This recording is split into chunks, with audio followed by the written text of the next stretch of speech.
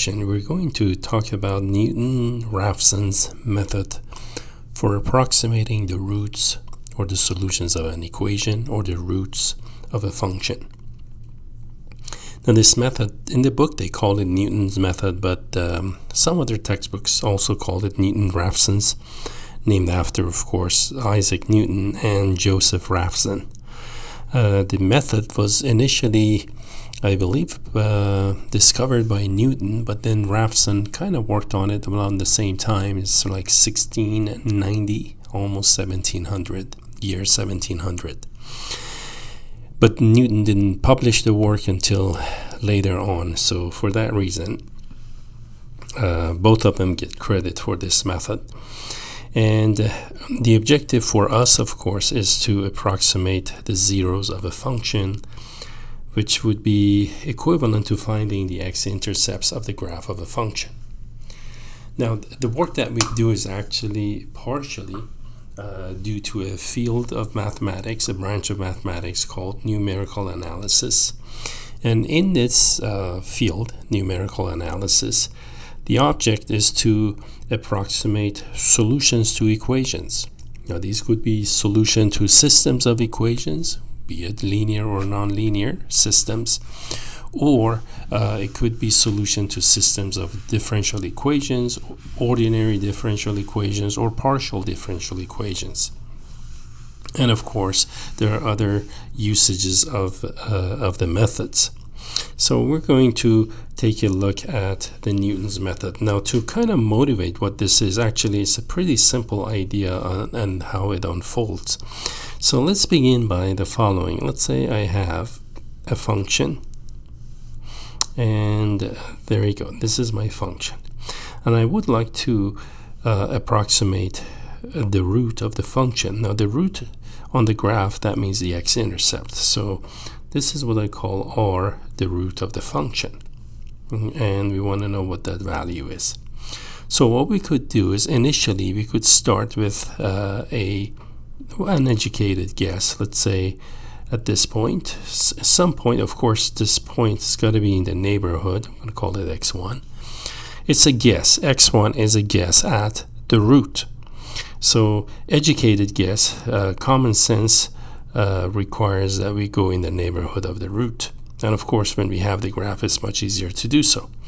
And then that's exactly what we do. So we're going to choose x sub 1 as an approximation to the root. And then what happens next is that we're going to draw a tangent line at that point. And there you go. Suppose this is the tangent line at the point where x1 is occurring. So this point is going to be like x1 and f at x1. And then once we draw the tangent line, this is the tangent line again. This next, the place where the tangent line crosses the x-axis is going to be our next guess at the solution. So this would be x2 now. You see that x2 is now closer to the root. And then we do that again. And we do that again. So we go up to the curve and then draw a tangent line. So you can see that with each successive iteration, the solution gets closer, x gets closer to the root, which is r. Okay, and that's the whole idea of Newton's method.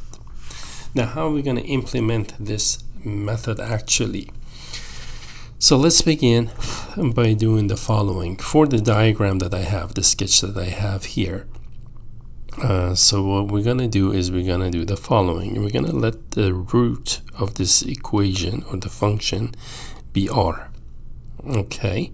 Now, I have actually, once I draw my tangent at my initial guess right in here, then I have this point x2. Both of these points are on the graph of the tangent, right?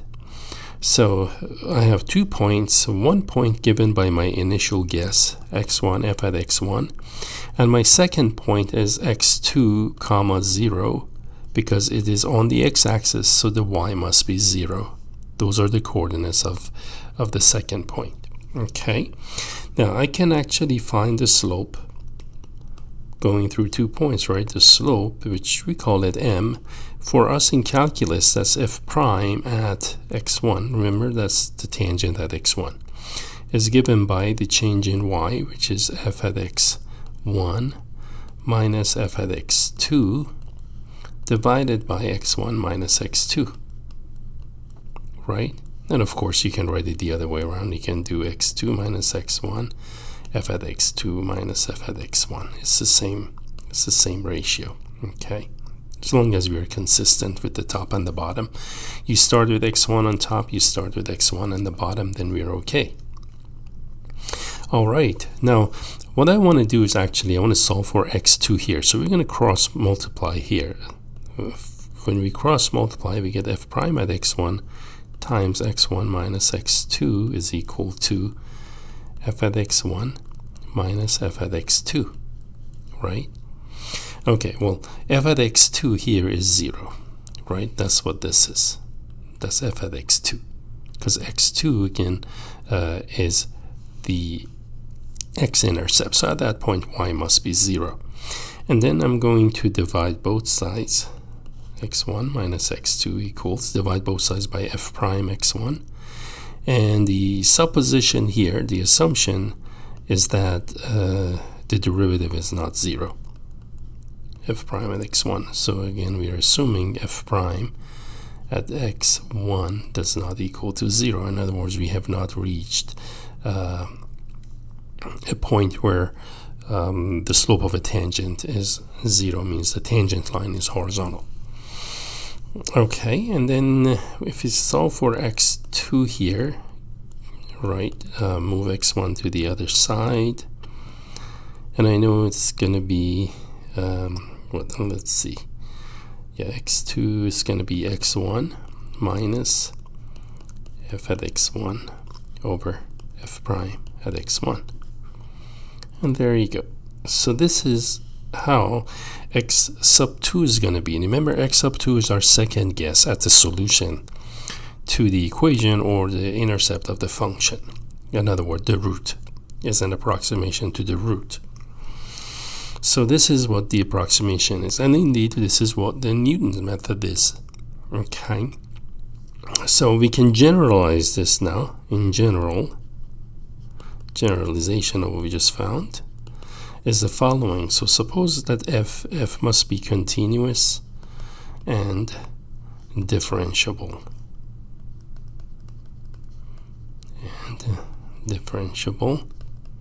And of course, f prime has to exist also, which when we say differentiable, let me don't mention, because differentiability implies that the derivative exists. Okay, because if the derivative again does not exist, it's differentiable, and maybe say f prime does not equal to 0.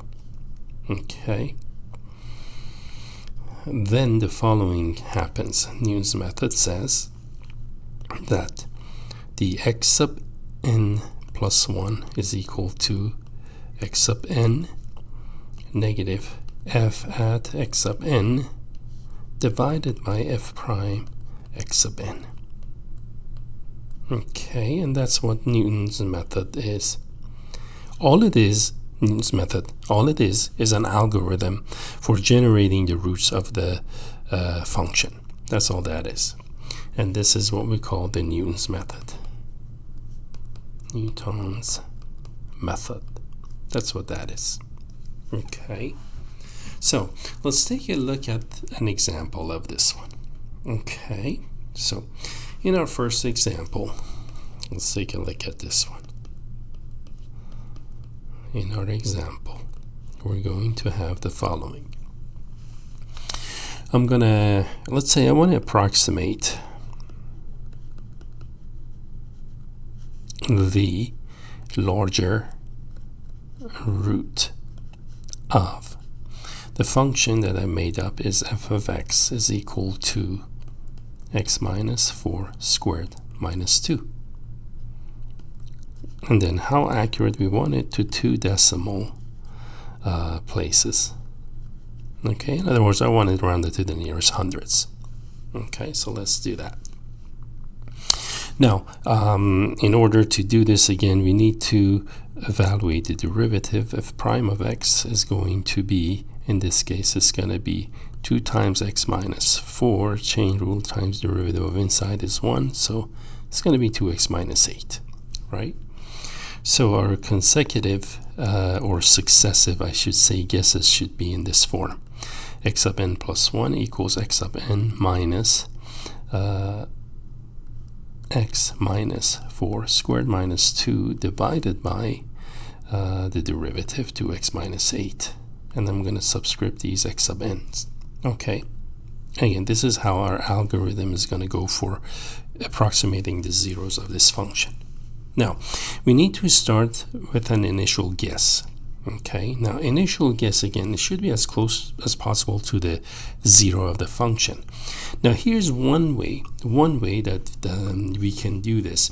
I can view this function as the following, and this is to come up with our initial guess. I'm thinking of x minus 4, so this is, let's say, x minus 4. It's going to be a parabola, right? That is basic parabola shifted to the right. So this is x minus 4 squared. And then what we're doing is actually we're seeing our function as two separate functions. And then suppose this is line y equals 2. Okay, so one way to do this is to set x minus 4 squared equals to 2, right? And by doing that, what are we doing? We're just saying that that's equal to 0, right? The function. In other words, our starting point is set the function equal to 0. Now, instead of solving this, which we could, and I will, using quadratic formula, because this is not going to be factorable. With quadratic formula, by the way, we get exact roots, but that's besides the point. We just want to be able to approximate it using Newton's method, just to illustrate how the method works. But right now, I'm in search of my starting guess. Okay. Now, our starting guess is going to be the point of intersections of the line and the parabola. Notice how I saw the original function that is up here as the difference of two functions, and we said those two functions equal to each other. So this is whatever that is. I'm just going to go maybe 6. That would be a good starting point. Now, if you want a lower number, maybe here you put 2, right? But the question that I made up is I want the larger, right? The larger root. So for the larger root, that means the one that's on the right. Okay, that means, again, my starting point, I'm going to go with 6. So I'm going to let my initial guess x1 be 6. Okay. Now, my next guess at the solution or the root is x2 equals x1 minus 6 minus 4, the initial guess, negative 2, divided by 2 times 6 minus 8. See, I'm looking at this equation. And when I work the details of this, I get 6 minus, the numerator is 2, the denominator is going to be 12 minus 8, 4, 2 minus, 6 minus 2 fourths, that's 1/2, 5.5. There you go. This will be my second guess, 5.5. Okay, now, what about our third guess? x3 is going to be our second guess, the current guess, minus 5.5 minus 4 squared minus 2 divided by 2 times 5.5 minus 8. You will need to use a calculator in this work. And for this one, I did, and I got 5.4167. Okay, now we're going to go to the next iteration.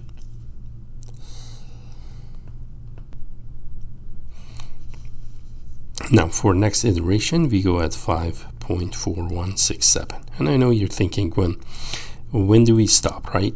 How far should we go? Remember, I want to the nearest hundreds. So as long as we haven't stabilized it around the nearest hundreds, we're just going to keep doing this. Okay. Now, I'm going to plug in 5.416. And that's negative, again, this time 5.4167 minus, let me move this whole thing a little more down so I have more room for the fraction. 5.4167 minus parentheses 5.4167 minus 4 squared negative 2 divided by 2 times 5.4167 minus 8. Okay, and for this time I got 5.414. Okay, that's my x sub 4 actually, right? This is x sub 3. I'm sorry, this is x sub 4, because x sub 3 I found it to be that. Okay, x sub 3 is 5.4167 and x sub 4 is that. So if you note now here to the nearest hundredths, it seems like it's stabilized somewhat. I know that's rounded to approximately 5.42. This is about 5.41, but good enough. You could go another iteration, and with another iteration we get again I have an x sub 5 this time. X sub 5 turns out to be 5.414 actually. So you can try that. That's what I got. Okay, now because x sub 5 is equal to x sub 4, that's the sign that we need to start. So in other words, we have converged to the root. It's close enough for our answer. So we're going to say that this is the answer. This is going to be the root. This is going to be the larger root.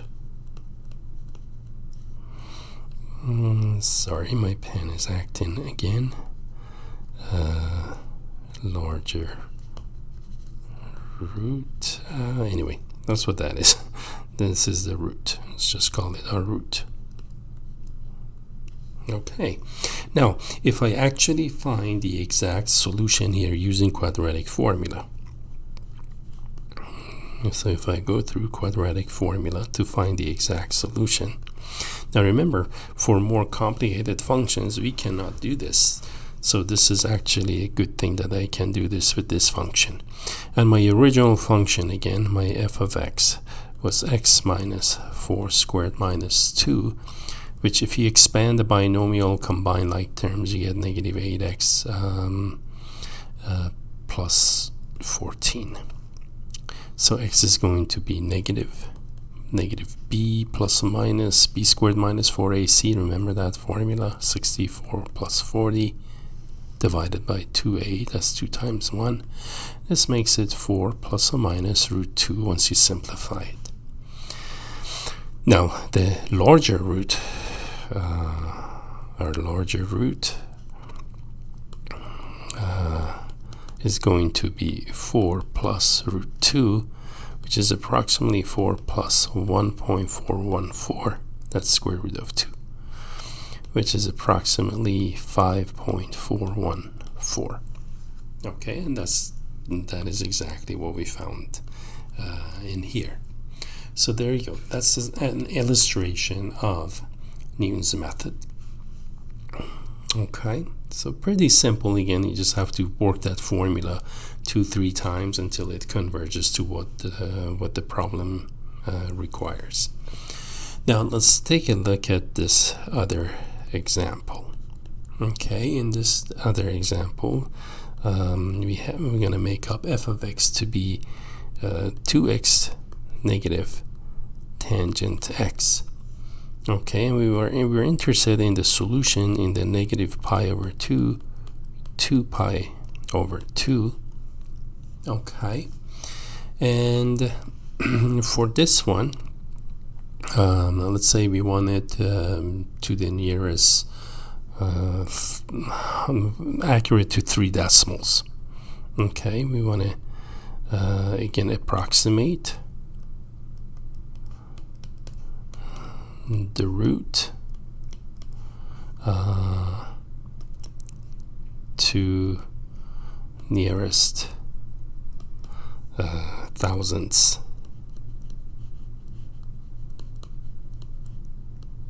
Okay, that means 3 decimal accuracy. Now for this one, what else? So that's all we want to do. So let's try this one now. Just going to give you starting point on this one. Assume your initial guess is going to be at 1. Okay, so our initial guess is at 1. x1 is 1. So our second guess, I need to define the derivative, right? So f prime of x is going to be 2 minus secant squared x. Okay, and what we are about to do is, again, our formula is simple. The next guess is the previous guess minus f at the previous guess over f prime at the previous guess. Okay, so that was our x1 that was given. So our x2, therefore, is going to be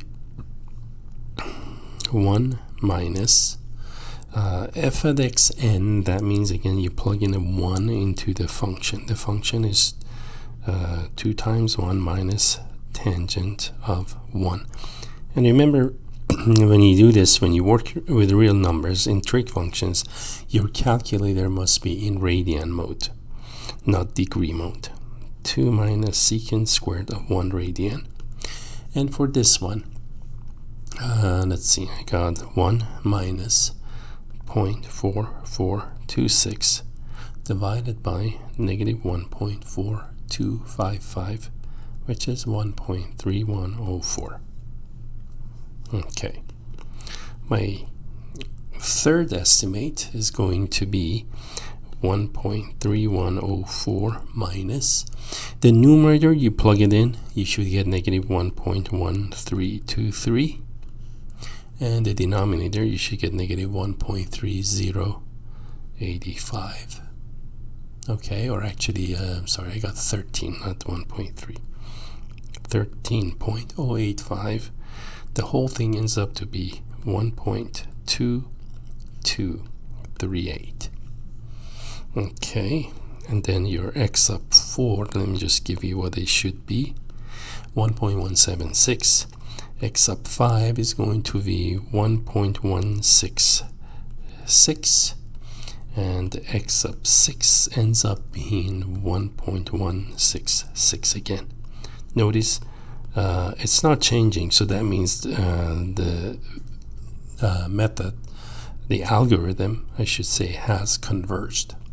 Okay, so we're going to call this the root, and you can test and for yourself and find that the other root is going to be at x equal negative 1.166. Okay, and there we have this one. Okay, so let's take a look at now our next idea.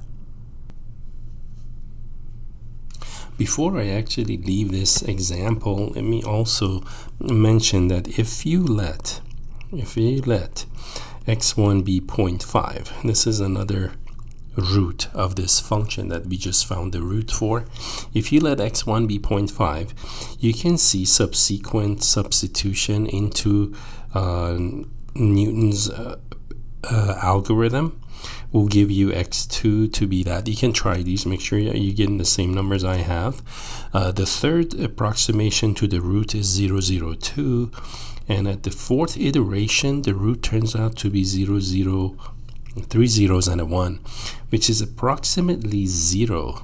So we're going to call the other solution is x equals 0 of that function. And so there, that's what you have for the other roots. That function, the function that we just finished, this function, it ends up having 3 roots in that interval, negative pi over 2 to pi over 2, and there we have all the roots figured out in that one. So now, having done that, now let me actually get into some of the pitfalls, if you will, some of the troubles or failures of Newton's method. Okay, And I have some examples for you. So first of all, how do we know that actually this algorithm, Newton's method, is going to converge to a root? So now this isn't in your book, but I'm just going to go ahead and list it for you as additional piece of information. It's better to have more, know more than not enough, right? So here's actually a theorem that goes something like this. If I remember correctly, the theorem goes if the function is twice continuous and differentiable. Okay, differentiable. And let's say we know that there is a root at which f at r would be 0. In other words, the function must have a root for this to work. If it doesn't, then what is Newton's method going to find, right? Nothing. And if f prime at r isn't 0, remember, when f prime at r equals 0, those are what we call the stationary points. At those stationary points, then the method fails, ceases to exist, right? So if the first derivative isn't 0, then Newton's method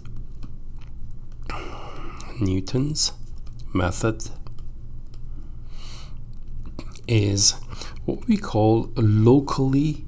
When we say locally, means in the neighborhood of the root. Locally, and here's a keyword, quadratically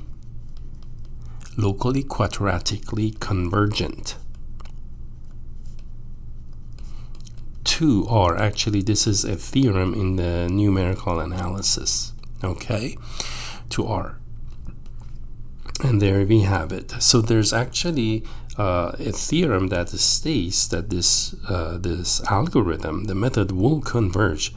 Now, what do we mean by quadratically converging? Okay, so here's what quadratic convergence means. I'm going to try to clarify this, and we're doing beyond what's in the book again, but I'd like you to be able to actually have this knowledge. Okay, so this is what quadratic convergent means. This means, let me just say, what do we mean? Meaning, as the method converges,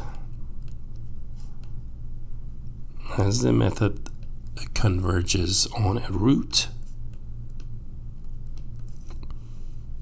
Okay, as a method converging on a root means getting close to the root. Okay, converges on a root. The difference between the root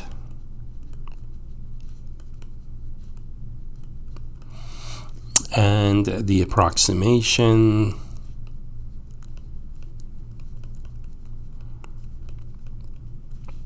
is squared, which is, again, here's yet another terminology. What do we mean the difference is squared, right? Okay, so let's clarify what we mean by squaring. Okay, so here, square. What do we mean by squared? That means the number of accurate digits, actually. Accurate digits approximately doubles.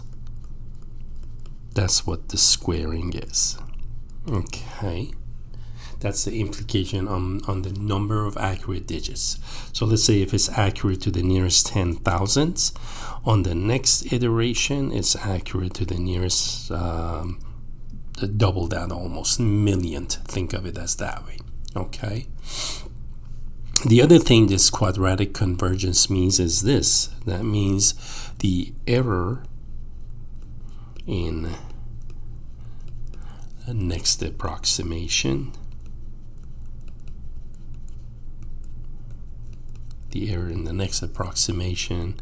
is about square. Square in the context of what I just explained, okay? Square of a previous error. Okay, and I can actually give you this now symbolically. So here's what this thing symbolically means. That means that E, the error of the next run of the algorithm, is a multiple of the previous error, E sub I squared. That's what the squaring means. Now, M here is a multiple, okay, a multiple, and to be exact, M is the second derivative at the root divided by 2 times F prime R. That's why it's got to be twice differentiable for this to figure out this M. Okay, again, this is not in your book. I'm just giving this to you in an additional supplemental lecture. Okay, and that's what we mean by this procedure to be quadratic. Now, having said this, I'm going to talk about, so what about the failures? Okay, so we've seen enough example that works, right? How about when will it not work, the Newton's method? So let's talk about failures of Newton's method. Okay, because when it works, you've seen again enough example. It's pretty simple. You just work that formula 3-4 times until it converges to a point. Now, when we say failure, that means failure to converge on a root, right? Failure to converge on a root. That's what we're talking about. So here are the ways that this method can fail. Okay. First, we have bad or poor starting point. Okay, poor starting point. And what's the effect of a poor starting point? Would be the consequence is non-convergence. Non-convergence of the algorithm. So that's what the pitfall, the drawback, the pitfall of this a poor or bad starting point could result. Okay. The other one, and these are all serious issues, right, where the method simply won't work, right? The other situation where this method will not work is when the iteration point is a stationary, right? I mentioned that already. The iteration point means the point where you start is stationary.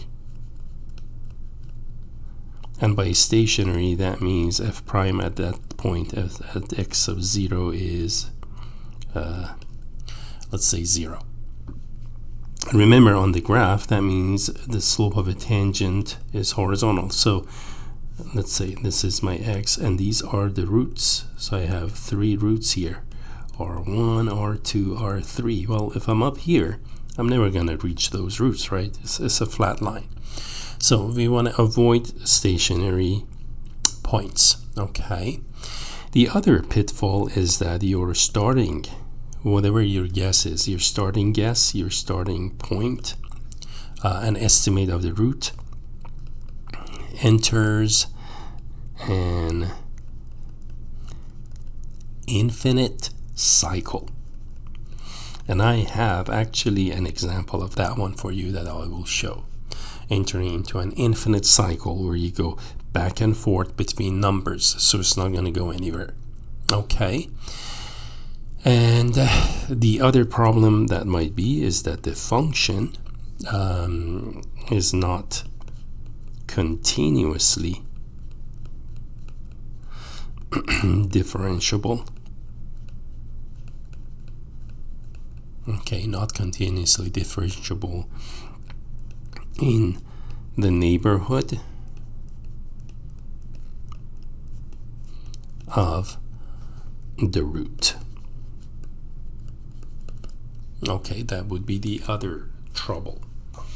Now let me move this diagram away, and I've got a couple more, and then we actually look at some example of these pitfalls.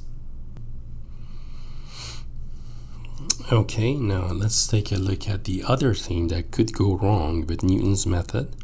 This next thing that could go wrong is that the derivative doesn't exist at the root where actually the solution is.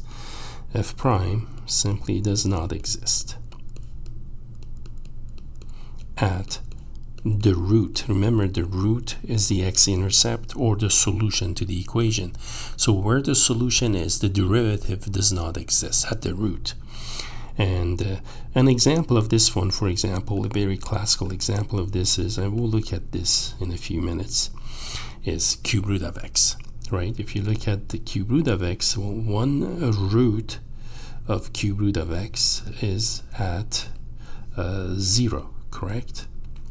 So there you go. This is where one root is. But if you look at the tangent line, we've done that before. The tangent line is vertical, right? So for this particular example, f prime does not exist at x equals 0. Let me change that to r because that's where the root is. Remember, we use r for the root, which is an x value technically. Okay, and that's what that is. So if prime doesn't exist, remember the denominator, part of the Newton's formula was f at xn over f prime at xn, right? This does not exist. So how am I going to do that?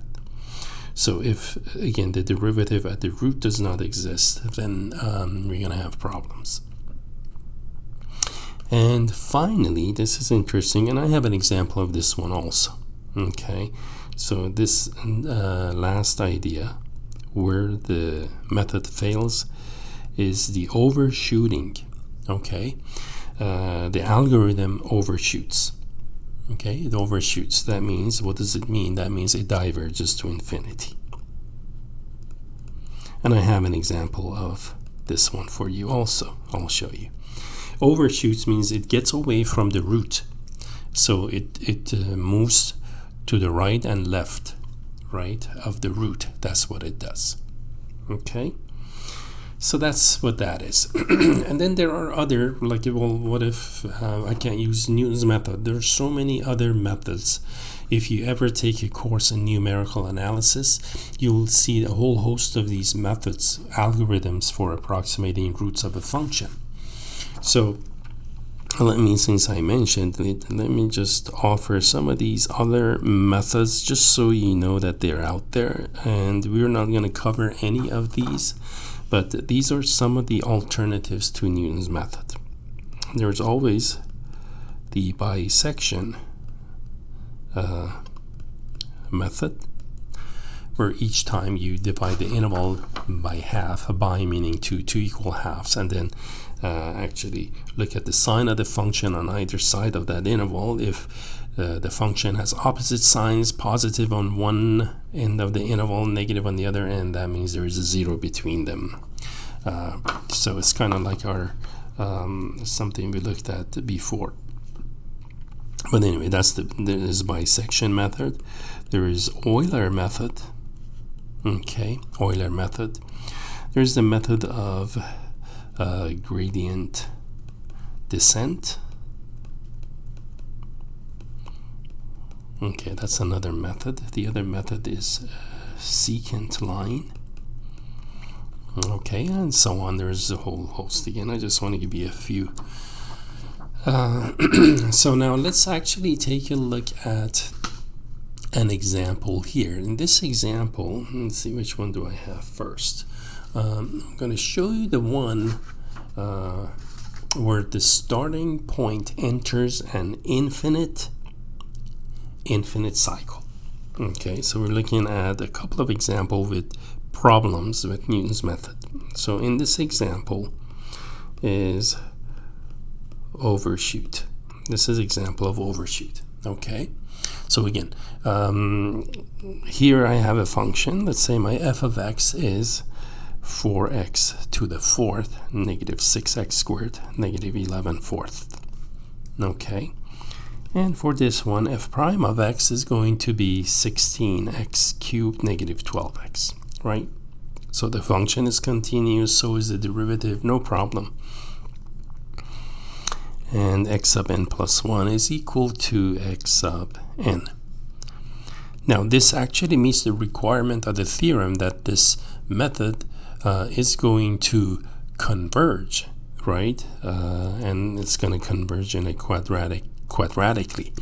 But what I'm showing you is a bad starting point can get us in trouble of overshooting here. Okay, so Newton's formula becomes 4x sub n. I'm putting in again into the original function, negative 6x sub n squared negative 11 fourth. That's f at x sub n divided by f prime, which is 16 at x sub n, becomes n 16 x sub n cubed negative 12x sub n. Okay, so now I have that one. So here's my initial guess at 1/2. Okay, so x2 is going to be, x2 is my next guess or approximation of the root. So in other words, here's where I think the root is. Well, if you plug in a half, you'll see, I'll do it in a moment. At 1/2, I don't get zeros, which means this isn't a root. So I'm using now in the formula 4 times 1/2 to the 4th. I'm going in here. Okay. Negative 6 times 1/2 squared. And then negative 11 fourth. All of that divided by the derivative. I put the details in, but on the future one, so we'll go a little faster, I just put the outcome, the result, okay, rather than substituting. So you can work this, and you're going to get a half minus 1, negative 1/2. Remember, this is our next guess at the solution. So we went from 1/2 clear to the other side of the number line to the other side of 0. So this is our next guess. So let's try x3, see what that is. That's going to be negative 1/2 minus, once you plug in negative 1/2, you're going to get negative 4, and plug it into the derivative, you're going to get 4, and that's going to give you a half again. So note x3 is 1/2 again. We are back to our x1. And then x4, you do this, x4 would be negative 1/2, x5 would be 1/2, and so on. So this thing is just volleying back and forth between 1/2 and negative 1/2. So it is getting into an infinite cycle. Okay. And the equation of tangent, by the way, just to show you, and then I'll show you the graph I've done in Desmos. Equation of tangent is given by at x equals 1/2. F at 1/2 ends up being negative 4, which means this isn't a root. If that was 0, it would be a root. So I actually have a point on the graph of the tangent, and the slope of a tangent is f prime at 1/2, which is a slope. And that's going to be negative 4. So I have a slope and a point. So I can use the point slope form of a line and get the equation. So y minus y1 mx minus x1 will give you, with those numbers in it, you get y is equal to negative 4x minus 2. So that's going to be the equation of the tangent. Just to give you, and you can verify this now on your own as an example or exercise. Equation of a tangent at x equals negative 1/2. Let me give you specifics. F at negative 1/2 ends up being 4. The slope at negative 1/2 is going to be 4. So the equation of a tangent at negative 1/2 is going to be 4x minus 2. Okay, and here is now the graph that I have done in using Desmos. Okay, and this next graph is for my next example, so let me move that away. And here we go. Take a look at now the graph here. The original function is in red. Okay, so this is actually f of x. That's f of x. And this is 0.1/2, and this one is negative 1/2. So what I did is I picked 1/2, and then you draw the tangent line. The tangent line crosses right in here. That's the tangent line. This point is negative 1/2 when I draw the tangent line. Okay, let me actually do this. That's not the right point. Hold on. Okay, so this is our initial guess at 1/2, right? And then we're going to connect to the curve. And this is where it connects to the curve. At that point, we're going to draw the tangent line. And this is the tangent line right in here. See that?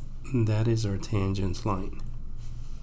Okay, so this is our first iteration. That's how it goes. And that tangent line, the equation of this tangent line I have. This equation is the one that I gave you up here. This is going to be negative 4x minus 2. Okay? That's the equation of the tangent. Now, and then you draw the tangent. This tangent projects the root to be here now, at negative 1/2. Okay? Which is clearly not. And then, let's say I want to know the next approximation to the root. So I'm going to, at 1/2 here, we're going to go up here until it touches the curve. There you go. At this point, it touches the curve. So now, this is the point of tangency. It's at negative 1/2 and negative 4, right? Negative 1/2, negative 4. Now that's 1/2, negative 4. Yet this point is going to be negative 1/2, negative 4, because f at negative 1/2 is, oh, it's 4, sorry. I thought it was negative 4. And 4. Hold on. That's just the tangent line, and the equation of this is going to be 4x minus 2. That's the equation of this tangent line. This is y equal 4x minus 2. Okay, that's the tangent line. So the coordinates of this point is actually negative 1/2, comma, and f at negative 1/2 should be negative 4. Yeah, sorry, I have 4. F at negative 1/2 is, that's what's throwing me off. It's going to be negative 4, and the slope is positive 4. Yeah, so we got it. So my point is negative 1/2 and negative 4. Good, now it looks all better.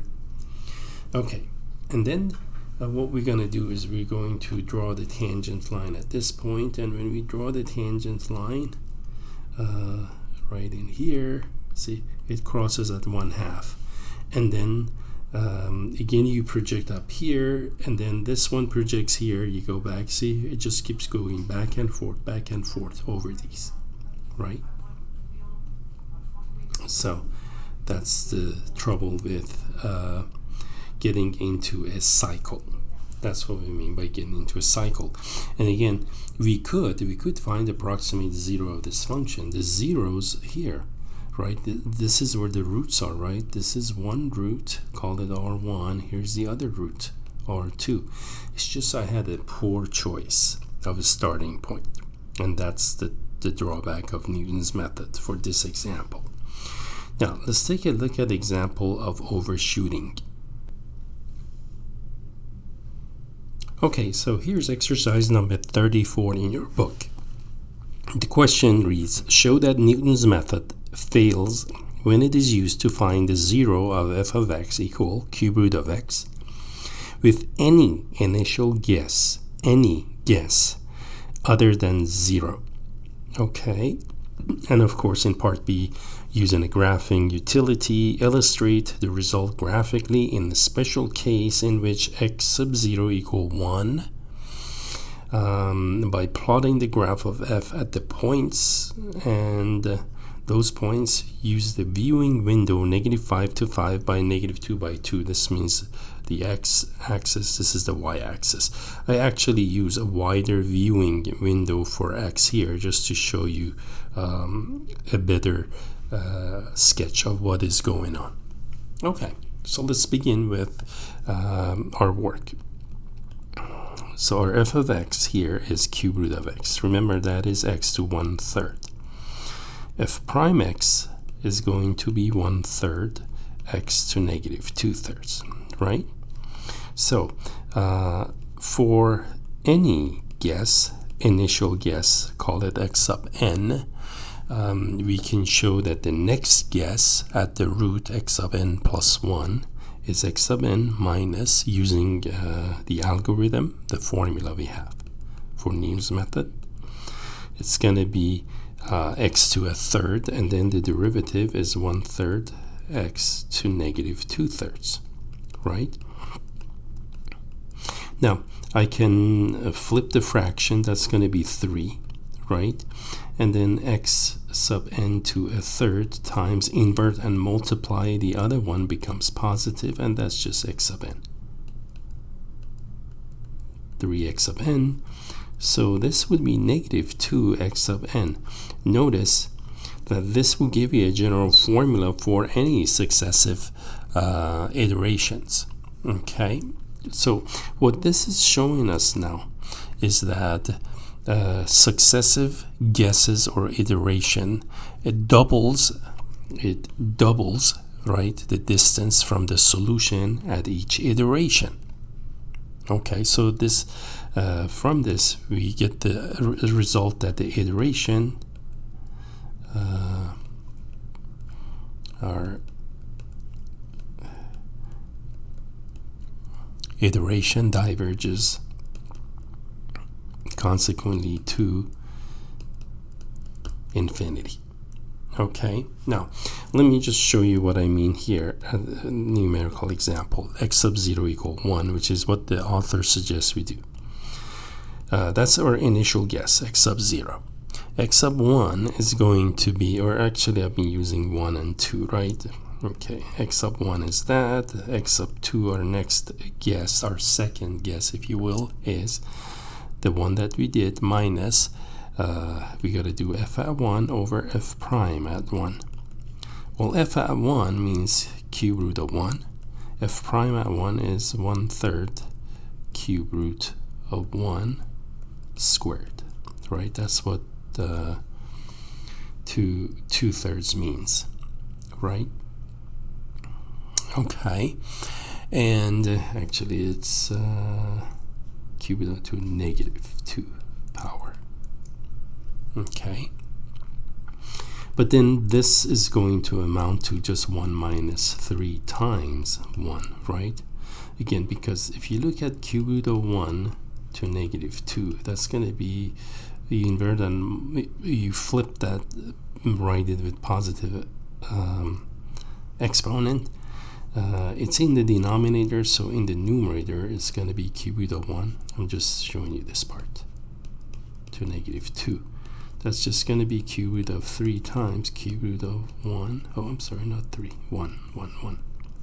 Okay, squared, which is just 1 squared, right? Or just 1, sorry, because these become just cube root of 1 cubed, right? That's why in general we just get the radicand back, which is 1. Okay, so this is going to be -2. Our next guess is at -2. Okay, now from now on you can just work the details. I'm just going to give you the answers. Okay, so x sub 3 is therefore x sub 2 minus 2 negative 3 times -2, that's going to be 4. You see, x sub 3 is 4, which is -2 times the previous one. That's what our general formula says. X sub 4 is going to be -2 times this number, times 4, which is -8, right? X sub 5 would be -2 times -8. So notice how we're actually not converging, but we are diverging. And we're doubling each time on either side. That's at x1 equal 1. What if my initial point, you can try this one, I try the initial point of 2, then x2 would be negative 2 times that, it's going to be negative 4. X sub 3 would be negative 2 times that, x sub 4 negative 2 times that. So still diverging, you see that? So what is going on with this one then? So I went ahead and graphed the function. So this is cube root of x, and here's the 0. This is where the root is, right? That's where r equals 0 is. Remember, we want to approximate that. So we started at 1. Okay, at 1, this is where x is 1, right? So you draw the tangent line. Let me just go over it. There you go. That's the tangent line at that point until it touches the curve. Okay. It touches the curve at 1, not that point. There you go, at this point. Where it crosses the x-axis, this is a guess at the solution, at the root. The root is at negative 2. You see that? That's what we found. Our initial guess, remember, our x1 was 1, then x2 was negative 2. And then what do? You come up to the curve, you attach a tangent line to the curve at that point. And that's what this other one is now. Until it crosses the x-axis. This is where r you would think it is. So remember, initially that's a guess at r. This is the guess at r. I'm going to call these r prime, r double prime. You see how that goes?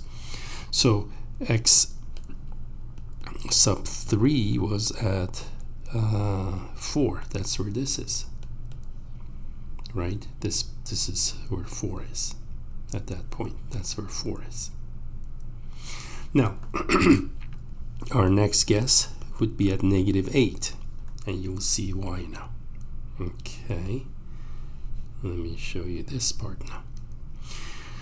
So we're gonna, at 4, we're gonna go up, and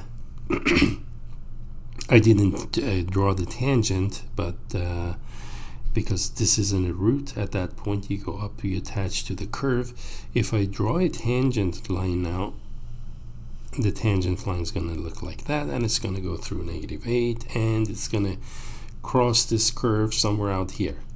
So this is going to be our next guess. And so this was our first guess, this was our second guess, this would be our third guess, our fourth guess would be here actually on this side. And you see we are just getting farther and farther away from the 0 of the function, the root of this function. We're not even getting near it. So I just want to show you that this is a case where actually the root diverges. Okay, not the root doesn't diverge, but the method, I'm sorry. The root is what it is. The root is 0. That's a fixed number. But the method actually, the algorithm, I should say, diverges. And there you have it. So this is what this illustration shows. And we're almost done. I just want to point and a couple of more ideas here, and then we're done. The other thing is, if there are multiplicities near the root. So for example, let's say here is x, and this is where the root is, and I'm going to make this flat. Okay, so here's where the root is, but see how flat it is? This could be a power function. I don't know, x minus 5 to the 5th power. So the point is that at that point, that root has a multiplicity of 5, right? So you can imagine when we apply Newton's method to this one, because it's so flat, it's going to take right in here, you see that? It's going to take a lot of effort to get there. Okay, so when that is the case, the convergence to the root, it converges in a linear fashion. So we call it a linear convergence. when the multiplicity of the root goes higher. You can actually modify Newton's method. So I'm just going to do that. I'm going to call this a modified Newton's method. And this is not again in your book, but it's good information. A modified Newton's method that is used for when there is a slow convergence due to, again, multiplicity. Okay? For higher multiplicities. That's what this is. The modified is for higher multiplicities of the root. Okay, so here's what the modified version looks like. It's almost exactly the same as before, x sub n minus, except this time in the numerator we multiply by m, which is the multiplicity. So if the multiplicity is 4, you multiply the numerator by 4. If it's 5, you multiply by 5, and so on. And it works well, again, for situations like this. Okay? Now, again, I'm not saying this is the graph of x minus 5 to the 5th, but it's, let's say something, x, there you go. I'm just going to put, whatever, not so much. I'm just going to put there some original function f of x to the 5th power, there. The emphasis is on the multiplicity here near the root. Now here, m stands for the multiplicity. M is multiplicity of the root. And what happens is that now if we adjust this Newton's method for multiplicity, then again the algorithm, the Newton's method called algorithm also achieves quadratic. Algorithm is quadratic convergence. So it achieves quadratic convergence again. The doubling of the number of decimal accuracies. That's what that is. Okay. And finally, to end it with the last example, is the following. When it comes to Newton's method about linear functions now, Newton's method applied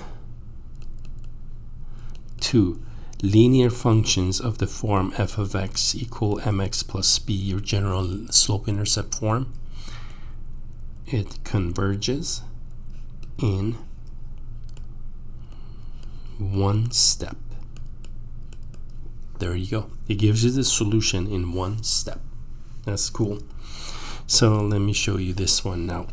Well, f of x is mx plus b, right? F prime of x is going to be just m, right? Derivative of mx is m. So if I do x sub n plus 1, the next guess in the iteration where the 0 is going to be f at x, which is mx minus b or plus b divided by the derivative m. And you can choose the LCD of m. These add to 0, right? This is at xn. And we have a fixed ratio. And remember, b and m are constants here. So your next guess at the root is negative b over m. Okay, so, and here's an example of this. In our example, let's say I made up this linear function f of x is 3x plus 4.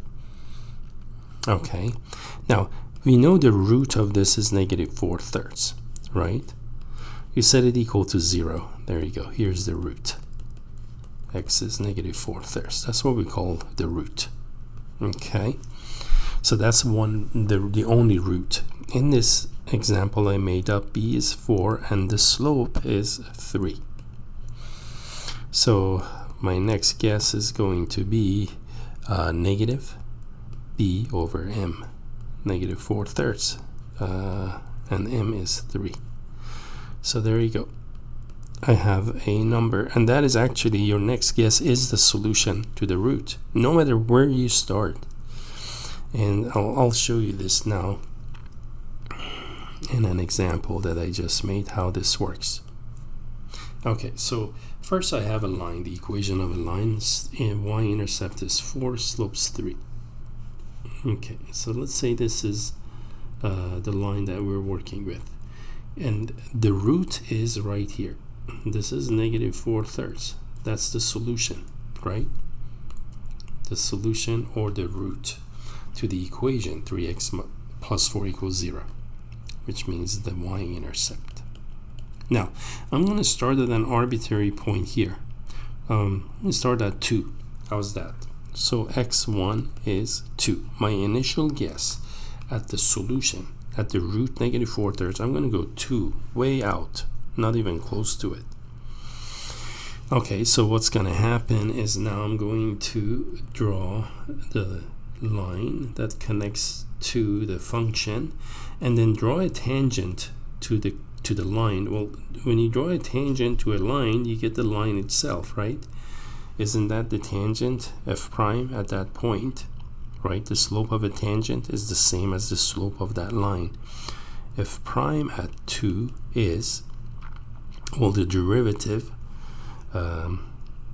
here, f prime of x is 3, constant, right? Which is the slope. Because this is a linear function, the derivative of 3x is 3. So f prime at 2 is 3, right? And that is the slope of the tangent. Okay. And of course, f at 2, now f at 2 would be something different. F at 2 would be 2 times 3, 6 plus 4, 10. But we want the slope of a tangent. Now, but what's important is what happens next. So remember, we come up until we touch the curve, and then we extend the tangent line until it crosses the x-axis, and this is where the root is. This is where the line says the root is. So it finds the solution in one step. And again, I can draw that line anywhere, right? So let's say this was again the line, the root we said was negative 4/3, right? Let me finish the one I had. So x2 is negative 4/3, and this is the root. This time I'm going to go at 7. How's that? So I'm going to go out to 7, and then we're going to connect to the curve, which is the line here. Draw the tangent line, and again it goes right through that point. This is the root. So notice, regardless of where we start, 7, 2, you can start at negative places. You connect to the curve and draw the tangent, which is the line itself here. Okay, and that's what that is. So here we go. This is, I didn't mean to remove my x-axis. Alrighty, so we're done. Again, I covered a lot more than what's in your book. Okay, but then again, it's good because really all there is just a formula here. So might as well tell you more about Newton's method and its pitfalls, just so it looks better for you as far as learning the subject is. And with that, we are done with this section, and in fact we're done with this chapter. This was the last section in chapter 3 we want to talk about, the Newton-Raphson method.